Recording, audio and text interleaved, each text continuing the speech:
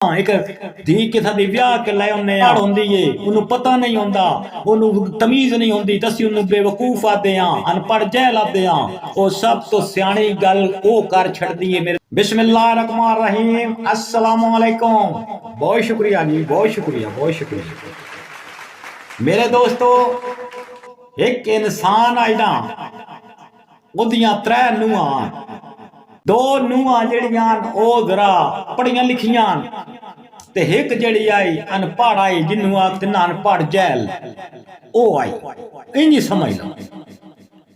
दरवाजे ते मेरे दोस्तों एक फकीर आ गया।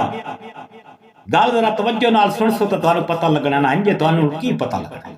गल कंप्लीट मेरी होण दित्ती करो ते फिर क्लैपिंग कीती ते दरवाजे एक कुनांदे ते मेरे दोस्तों मंगण वाला आ गया। आ फकीर जिन्नू असी आखदे हां, ठीक है। हालांकि आखना नहीं चाहिए। उन्हां कुड़ियां दा सौरा निकलिया तो ओ ना किसी अज में होंदा ना आटा पैसे इस तरह देन लग पे तो उस ना ले वो बुजुर्ग आदा ਤੁਹਾਡੇ घरों कोई कीमती चीज लेनी नहीं। वो वड्डी नूह कोल जांदा जिंदे ते मान आई उन्होंने पढ़ी लिखी ते उस आका धीए बार फकीर आया ते आदा कोई कीमती चीज लेनी है तो ओ पिंडा थावां ते ही होंदा ना बैड हो गया या मसला पेटी कीमती हो गई हो एवं चीज होंदियां ने या एलसीडी हो गई। वो कहते अब्बा है बैड एलसीडी है इन्हां च कोई चीज दे छड़।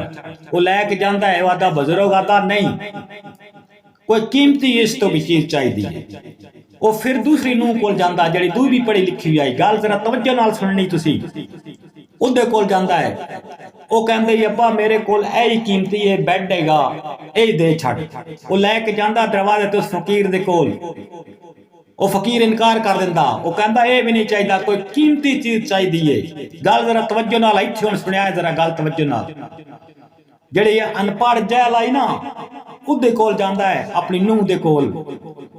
वो कहंदा पुत्र तू ही दस छड़ कि फकीर आया दरवाजे ते ठीक है तू कमली सियाणी तेनू आ दिन झल्ली भी है कोई गल दस कोई मशवरा दे कि ऐसी केड़ी कीमती चीज है जेड़ी उन्होंने देइए। उस आका अब्बा गल सुन मेरी सब कुछ दे छोड़ घर दे छोड़ सारा कुछ दे छड़ लेकिन एक चीज है अपना इखलाक ना देवी किसी नू अपना इखलाक ना देवी जेड़ी ये जबान मिठास होंदी ना ये ना देवी। वो फकीर कोल गया तो कमली सियाणी नू आके ना अपने इखलाक ना देवी तो फकीर बाहर सुनदा पिया दरवाजे ते मेरे दोस्तों।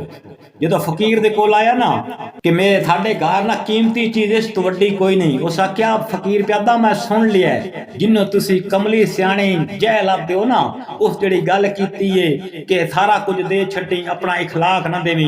उस आख्या ऐ तो मैं लैन आया सा ताई सुनन आया सा। ये जेड़ा इखलाक है या जबान दी मिठास है तखत भी बहिंदी है जमीन च भी रोलैंदी है। अल्लाह सोने दे हवाले उस आख्या मैं जानना वा ते जिंदगी रही ते फिर लवांगे ते जेड़ियां तुसी पढ़ियां लिखियां ते मान रखदे हो ना ओ पढ़ लिख के भी जहल लगियां ए जहल हो के भी पढ़ी लिखी। क्यों मेरियां धियां भैणो गल विच समझ आई कि कोई ना ए जड़ियां पढ़ियां लिखियां भी हो ते कमलियां सियाणियां हो गल दी समझ आई मेरी कि कोई नहीं आई। ए होंदा जे इखलाक दा खलूस जिन्ना असीं आख छड़दे आ ना एक धी किसा दी विआह के लै आउने आ अनपढ़ होंदी है उन्होंने पता नहीं होंदा उन्होंने तमीज नहीं होंदी तसी उन्होंने बेवकूफ आते हैं अनपढ़ जहल आते हैं। वो सब तो सियाणी गल ओ कर छड़दी है मेरे पढ़ियां लिखियां भी जड़ियां होंदियां ओ भी गल नहीं कर सकदियां जड़ियां अनपढ़ जहल एक औरत गल कर सकती है। ये याद रखिया। सिर्फ तुहानू घमंड होंदा वड्डियां वड्डियां कॉलेजां च पढ़ लेना स्कूलों च पढ़ लेना मेकअप कर लेना वाल जेड़े तो लम्मे कर लेने ते असीं आखना जी बड़ी सियाणी ते पढ़ी लिखी है ना मेरे दोस्तों। सब तो कमली सियाणी ओ ही होंदी है ते जेड़ी अनपढ़ जहल है वो बोलदी हिक्को वारी है ते सोहना बोलदी है ते सच बोलदी है इखलाक नाल बोलदी है। अल्लाह सोने दे हवाले अपना ढेर सारा ख्याल रखिया है दुआवां विच याद रखिया है। अल्लाह हाफिज़।